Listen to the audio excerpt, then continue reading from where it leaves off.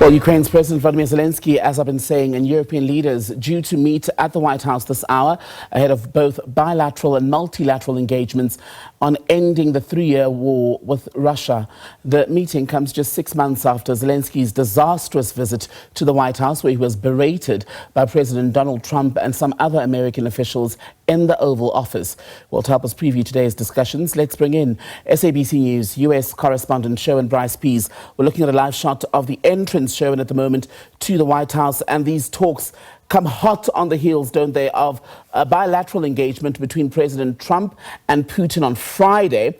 What are some of the key elements that we're going to be looking for today as Ukraine's leader arrives, not on his own this time, flanked basically by an EU delegation?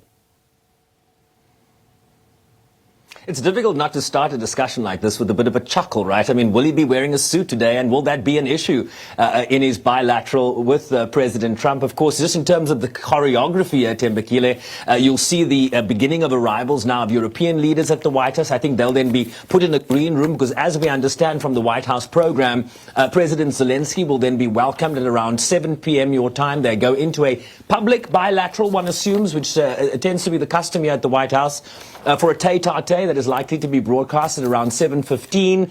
We then understand there'll be some sort of family group photo with the Europeans before they then head into a multilateral discussion on a pathway towards some sort of peace deal here between Ukraine and Russia around 9 p.m. your time. So there's an entire afternoon here of talks. The question then becomes, does this engender greater cooperation and agreement between the positions of the United States and the Europeans, or do they leave this meeting with greater disagreements and perhaps a lack of consensus on the way forward here? Some of the key phrases to look out for, things like territorial concessions. Another term to look out for, security guarantees. The Europeans and the Ukrainians are seeking a backstop here to any future peace deal from the Americans in terms of that. And what you're hearing from the likes of Steve Witkoff, the US envoy, is that Russia has now in principle agreed to some sort of security guarantee as a backstop from sort of a collective backstop between the Europeans and the United States for Ukraine, in return for Ukraine ceding the Donetsk industrial region, which has been part of the frontline war between these two nations for the last 3.5 years, in addition to Russia agreeing to freeze the current front lines. Will that be acceptable to Ukraine? One imagines not. I'll tell you, just in terms of what Donald Trump and Zelenskyy are saying before this meeting, President Trump on Truth Social saying President Zelenskyy of Ukraine can end the war with Russia almost immediately. And then Ukraine's president later on social media also saying the following, that Ukrainians are fighting for their land, for their independence. Our soldiers have had success in certain regions, and that they are confident that they will defend Ukraine effectively, guarantee security, and that our people will be grateful to President Trump and the American people and every partner and ally for their support and invaluable assistance. But here's the kicker, Thembekile. Russia must end this war, says Zelenskyy, which it itself started. So already you're seeing this division between the narrative that is emanating from the likes of Donald Trump and the repudiation of that statement, sort of cloaked in niceties here in the statement from Zelenskyy, that it is Russia that must end the war. And I hope that our joint strength with America and our European friends will force Russia into a real peace. So can they, bridge the divides that one sees in the social media? This remains to be seen as the afternoon plays itself out here in the United States. And it's quite a guest list that'll be in the room with Trump and Zelenskyy tonight, Sherwin. Let's run through the European leaders who are also currently in Washington.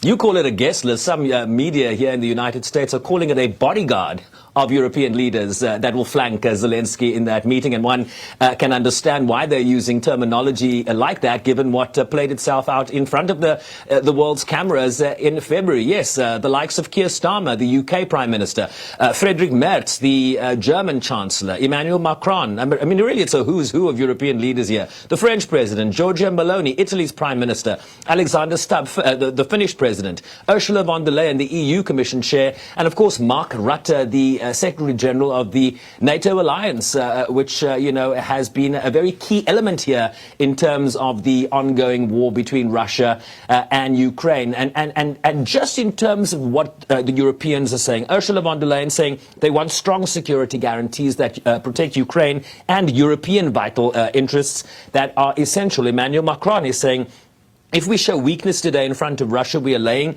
the ground for future conflicts. He said Ukraine's allies want a strong and lasting peace in Ukraine and for Ukraine's territorial integrity to be respected. Keir Starmer making some important comments here as part of the European narrative on his way flying over the Atlantic to the United States today. We've got to make sure, he says, that it's a lasting peace and a peace that is just and fair. Now, the question becomes, what does just and fair mean? Territorial concessions, right? In terms of, what you're seeing out of the conversation between Presidents Ramaphosa and Putin earlier today, President Ramaphosa's readout says he appreciated the briefing but underscored the need for compromise on key issues. So where do the compromises fall here? Is it going to be in terms of territorial concessions? What do the concessions look from the Russians? What do the concessions in terms of security guarantees look like from the United States? And then take a step back from all of that and remember the UN role here and what the UN has decided in terms of its resolutions, in terms of its judicial organ, the International Court of Justice, that has called this invasion of Ukraine illegal and urged Russia a month after its February invasion in February 2022. In March 2022, the ICJ issued a binding ruling that Russia's invasion of Ukraine was illegal and that they needed to withdraw. There are multiple UN General Assembly resolutions urging the Russians to withdraw. And so how do you factor in what the UN wants in terms of a peace deal that is in line with the UN Charter, international law, and the decisions of the United Nations? How does that conform, and how does this process in Washington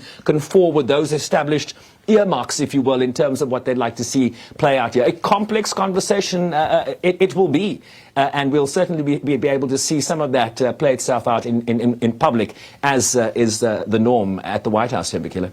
And we'll come back to you, Sherwin, closer to the time. In the next, 15 minutes or so, 7 o'clock is when we're expecting to see larger movement, if you will, outside the White House as Zelenskyy prepares to meet with Trump. The Ukrainian and US presidents will meet for the first time after that rather awkward exchange about 6 months ago in the Oval Office. You're looking now at a live shot of the entrance to the White House. That's where Trump will then come out and meet the arriving heads of state, among them from Europe.